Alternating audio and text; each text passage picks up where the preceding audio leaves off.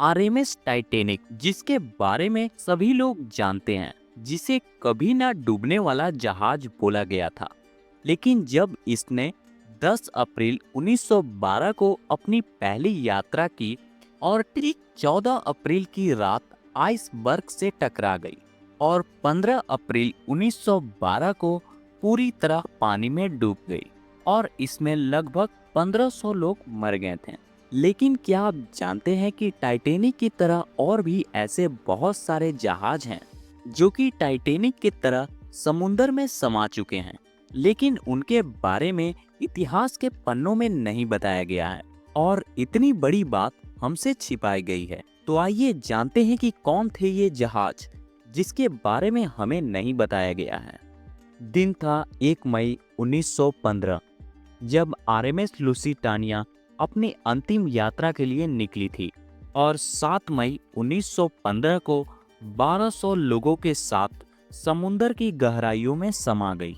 लेकिन आखिर ऐसा क्या हुआ जो आरएमएस लुसिटानिया समुंदर की गहराइयों में चली गई? तो आइए जानते हैं इस वीडियो में। मैं हूं विवेक और आपका इस एपिसोड में स्वागत है। आरएमएस लुसिटानिया, जो कि 7 मई 1906 को लॉन्च हुई थी, जिसकी लेंथ 787 फीट थी। इस शिप में 2200 लोग बैठ सकते थे। इस शिप को बनाने वाले का नाम था कर्नाड लाइन। अपने समय में ये बहुत ही ज़्यादा लग्जरी और बहुत ही पावरफुल जहाज माना गया था। इतना पावरफुल होने के बाद भी ये शिप आखिर कैसे डूबा? दरअसल आरएमएस लुसिटानिया खुद से नहीं डूबा था, इसे डुबाया गया था। लेकिन आखिर क्यों?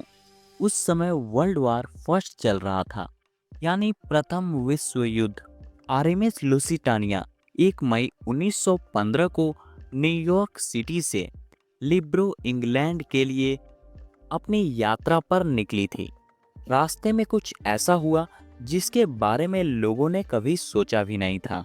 इस जहाज में लगभग 1960 लोग थे, पैसेंजर और क्रू मेंबर को मिलाकर। इस शिप के कैप्टन का नाम था William Thomas Turner. RMS Lusitania एक पैसेंजर ट्रेवल शिप थी और ये रेगुलर न्यूयॉर्क से लिब्रो इंग्लैंड को चलती थी।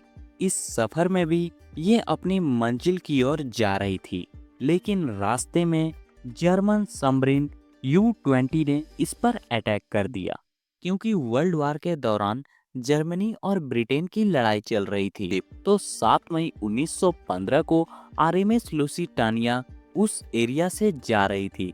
तभी U-20 सबमरीन ने उस पर अटैक किया।